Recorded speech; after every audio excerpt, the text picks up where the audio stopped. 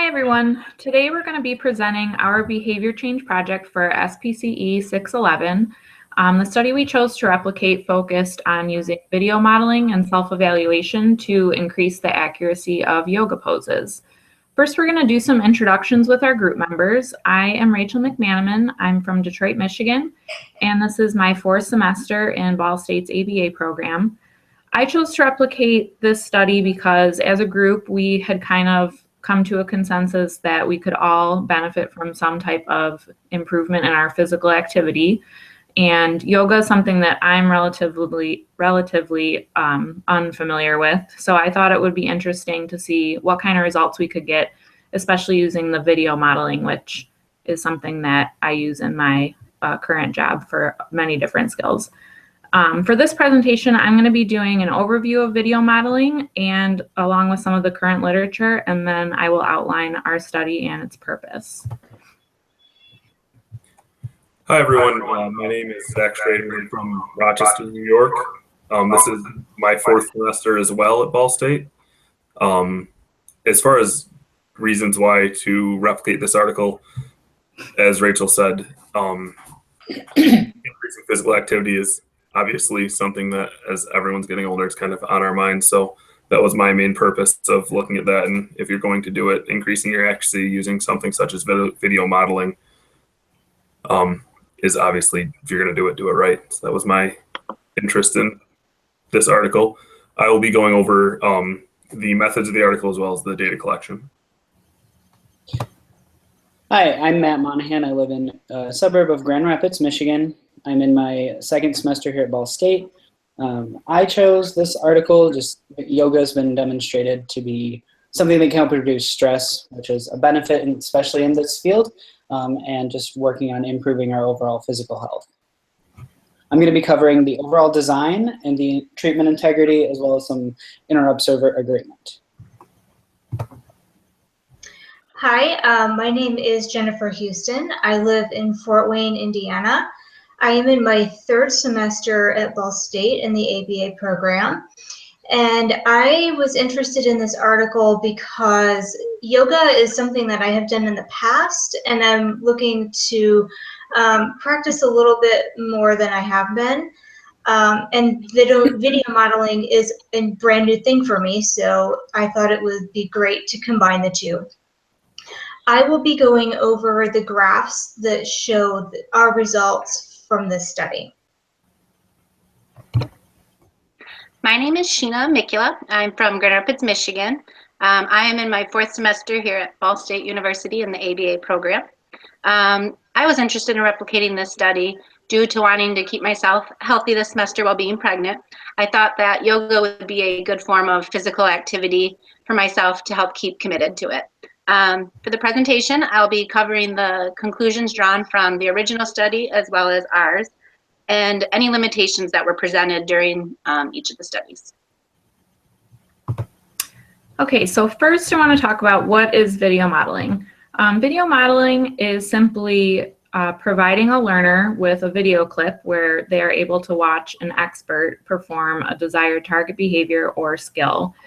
In our case, this was yoga poses, and there was 3 different ones.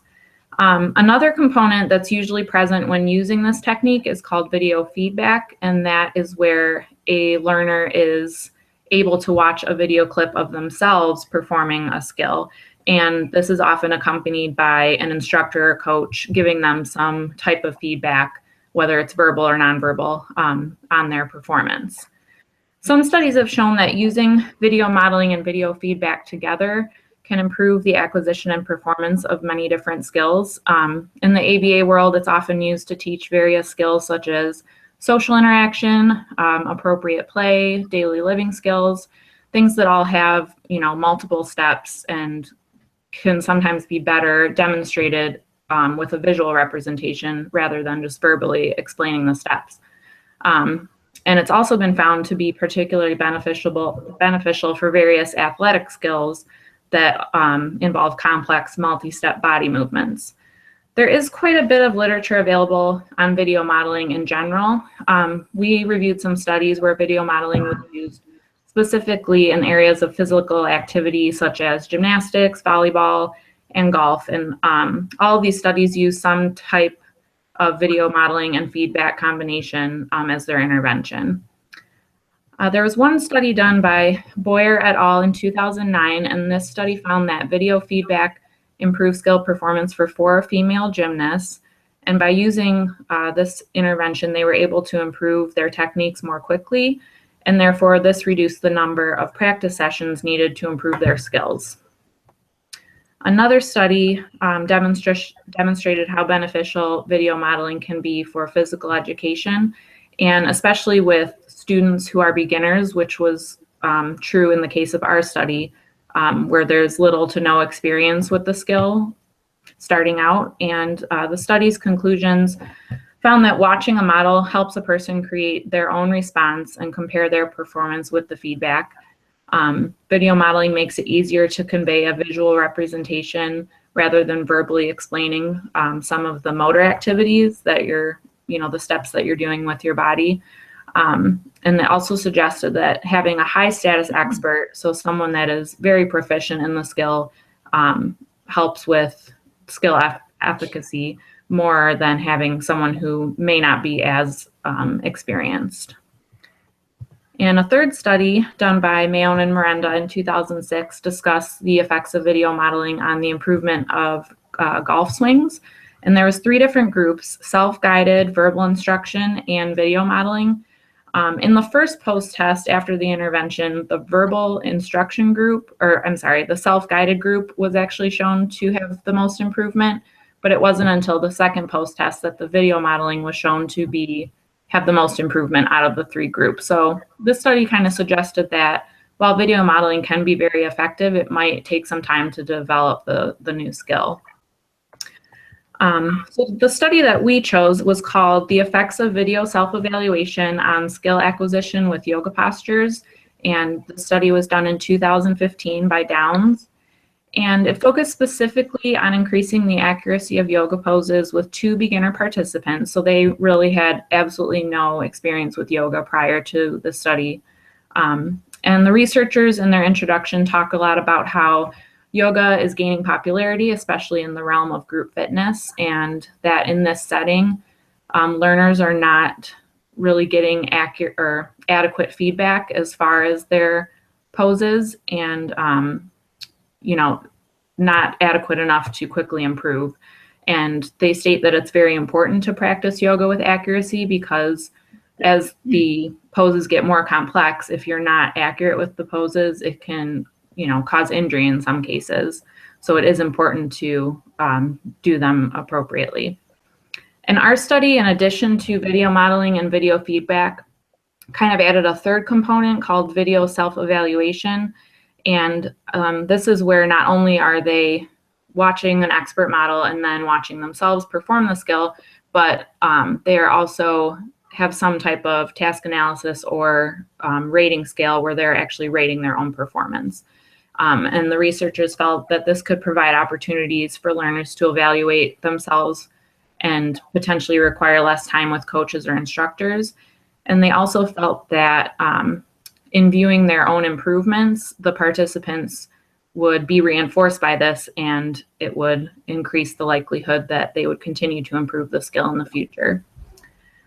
So the purpose of the original study was pretty clear and concise, and as stated by the researchers, the purpose was to assess video self-evaluation to increase the accuracy of yoga poses.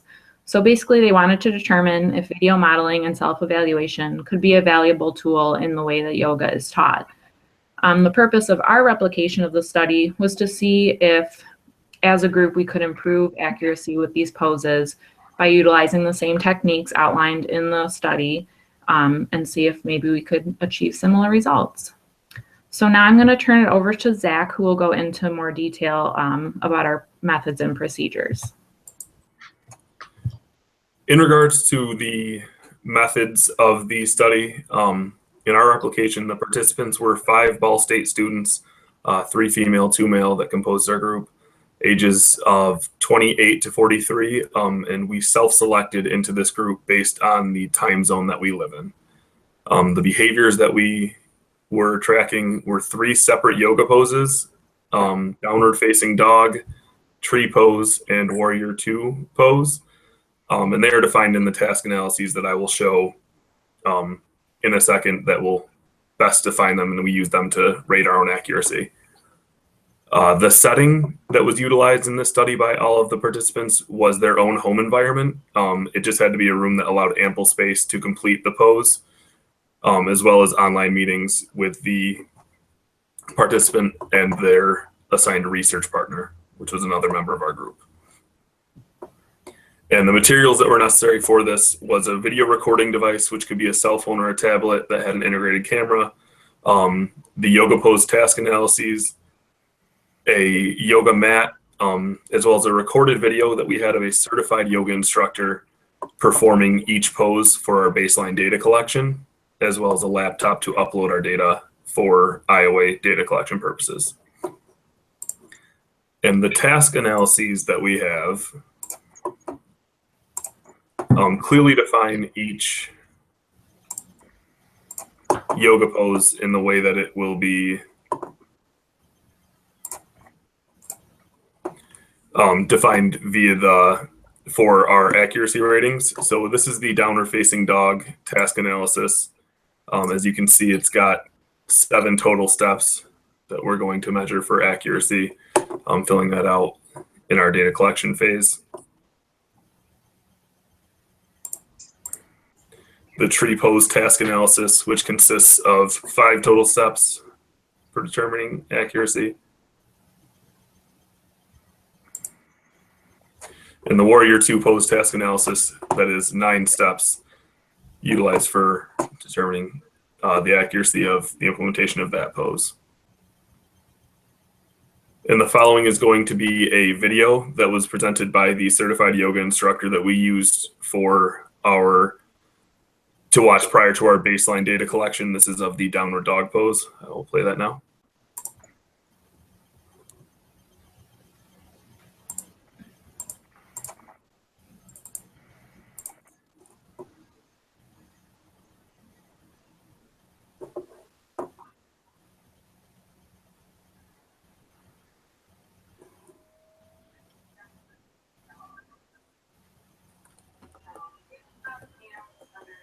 Zach, we're not able to see the slides that you're showing.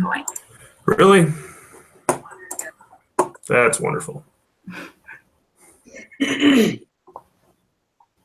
right. I screen shared the application. It didn't. We are still live as well. I apologize, guys. That's okay. We could see the screen when you were switching slides. It wasn't changing the visual. The task analysis. It wasn't? Mm-mm. All right. Sorry, guys, that I just ruined that for us. Oh, you're fine. Do you mind if I try and figure out why that's not working and see if I can't Sure. adjust that? Because we're obviously going to. There's the video. Oh, see, yeah, we can see that, like, when you first pulled it up, we could see the methods, but then when you were switching to the task, see, now we can see it. Yes. Do you see the entire application though? You see like. Yes, we can see PowerPoint, not just the slide. Yeah, it's not just in slideshow form. So when I went into a slideshow, it didn't continue?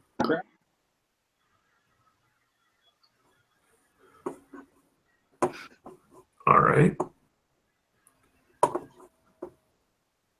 I might be glad this happened because I'm going to mess around with mine and see if I have the same issue.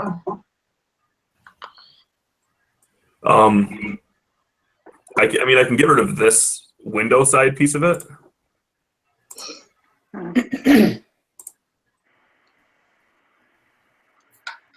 But then going to the next slide is going to be an issue. Yeah. Yeah, there. That's better. All right. So if I have this gone, start here. Let's just make sure the video plays. Again, I'm very sorry, guys. That's okay. It said I was screen sharing the entire time. I thought it was good. It's hard when you have to do that kind of stuff. I don't know what to do. At least we weren't clear at the end. I mean, Rachel had to have a long piece of that. I was like, oh my You did a great job, Rachel. Can you see the video in my screen sharing? Yes. Yeah, Cool. So I just made Rachel do twice the work. I'm sorry, That's guys. okay. That's okay. that's all right. I'm gonna try the screen share on mine too and make sure I'm gonna do it right. Good idea. Thanks.